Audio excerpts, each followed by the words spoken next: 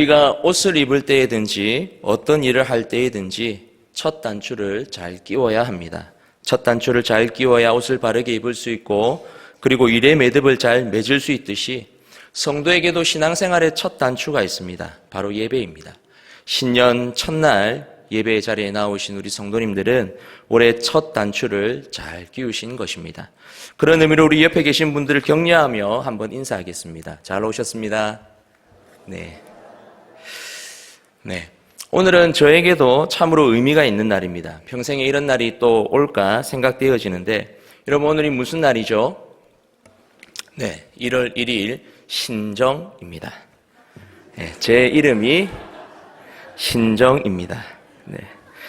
예, 오늘과 같은 날을 전문 용어로 아다리가 맞다 이렇게 표현하죠. 오늘이 저에게 잊혀지지 않는 날이듯이 이 강단에서 전해지는 말씀이 우리 성도님들 마음판에 잘 새겨져서 올 한 해를 살아가는 데 힘이 되기를 간절히 바랍니다. 오늘 본문의 시작은 하나님이 야곱에게 이르시되라는 말로 시작합니다. 우리가 성경을 읽을 때에 이런 표현들을 눈여겨보아야 합니다. 하나님이 야곱에게 직접 지금 이르시는 말씀이 무엇입니까? 일어나 베델로 올라가라입니다. 지금 야곱이 어디에 있기에 하나님께서 직접 베델로 올라가라 그렇게 이르시는 것일까요?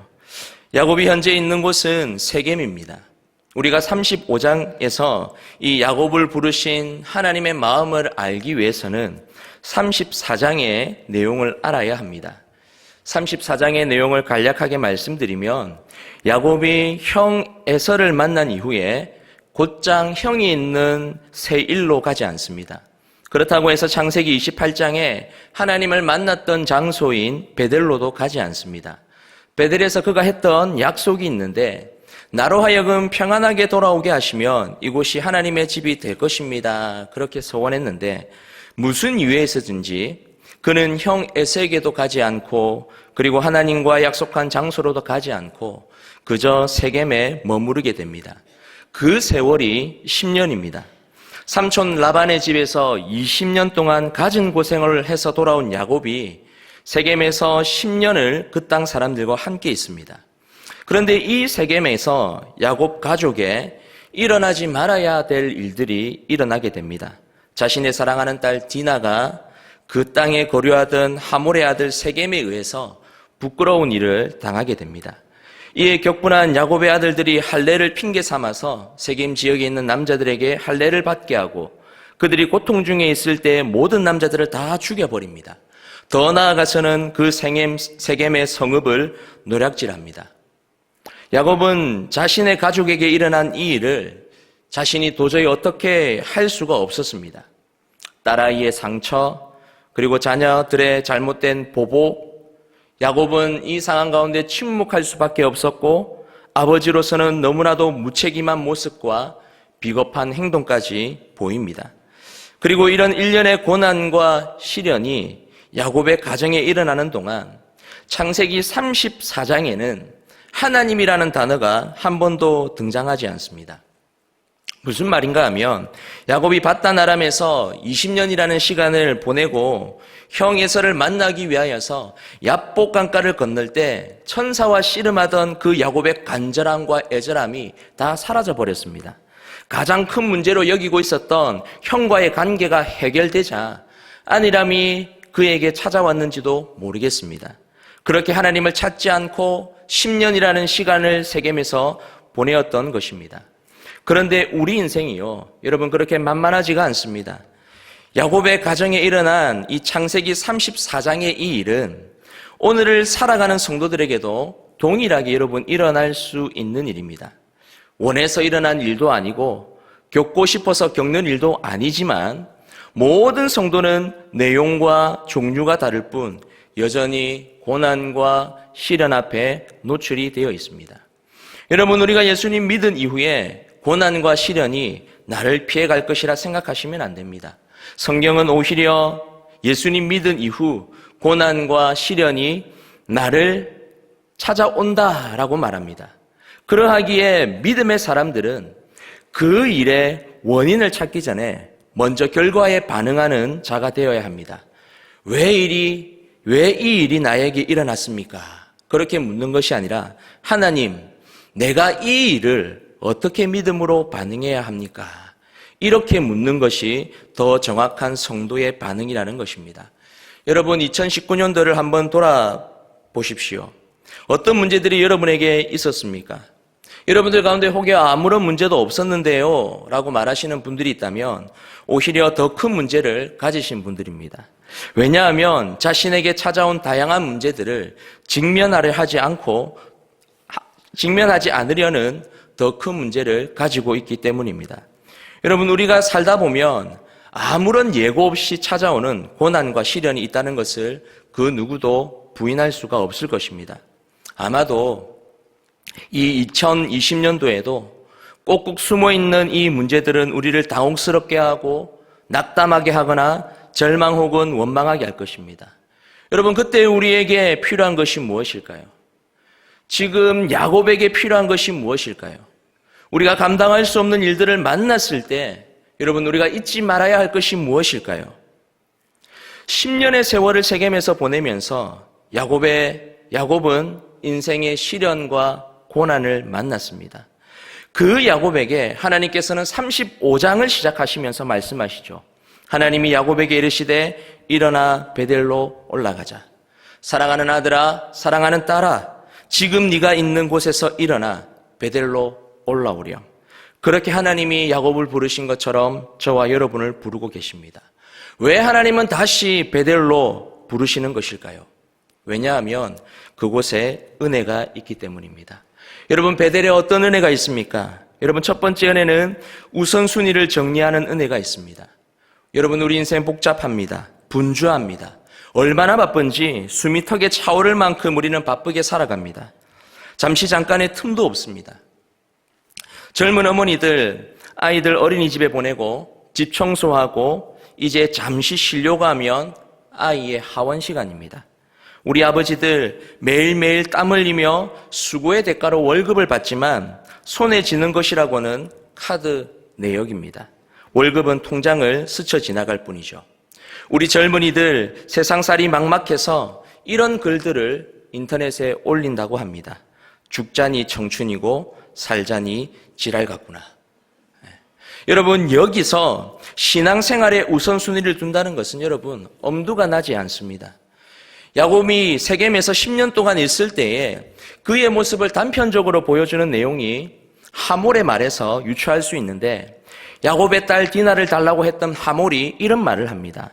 너희가 우리와 함께 거주하되 땅이 너희 앞에 있으니 여기 머물러 매매하며 여기서 기업을 얻으라. 여러분, 이 말에 야곱이 어떻게 반응했을까요? 싫다 하지 않습니다. 아무런 말을 하지 않으므로 암묵적으로 이 말에 동의합니다. 그리고 오늘 본문 2절을 통해서 그의 마음에 무엇을 더 우선순위에 두고 있는지를 우리가 볼 수 있는데, 2절에 보시면 야곱이 이에 자기 집안 사람들과 자기와 함께한 모든 자에게 이르되 너희 중에 있는 이방 신상들을 버리고 자신을 정결하게 하고 너희들의 의복을 바꾸어 입어라. 무슨 말이냐면은 그의 우선순위는 하나님이 아니라 이방 신상이었고 그 땅에 거룩하지 못한 문화와 간습이었다라는 것입니다. 야곱이 세겜에서의 삶을 보면 그가 신앙인이었음에도 불구하고 하나님에 대한 우선순위를 잃어버렸다는 것이죠. 오히려 세상의 가치, 세상이 원하고 추구하는 것을 야곱이 따랐던 것을 볼 수 있습니다. 여러분, 우리의 모습은 어떠합니까? 바쁘고 분주한 가운데 여러분, 우선순위를 누구에게 두고 있습니까? 고난과 시련이 찾아올 때 우리는 누구에게 우선순위를 두고 있습니까? 참으로 감사한 것은 야곱은 자신을 향하여서 베델로 올라오라 말씀하시는 이 하나님의 음성에 10년 동안 자신에게 익숙해 있던 모든 우선순위들을 정리합니다. 4절에 보시면 그들이 자기 손에 있는 모든 이방 신상들과 자기 귀에 있는 귀고리들을 야곱에게 주는지라 야곱이 그것들을 세겜 근처 상수리 나무 아래에 묻고, 여러분, 야곱이 그 모든 것들을 상수리 나무 아래에 묻었습니다. 자신에게 익숙했던 세겜의 모든 것들을 묻었습니다. 우리 역시 하나님보다 우선순위에 두고 있는 것들을 여러분 정리해야 합니다.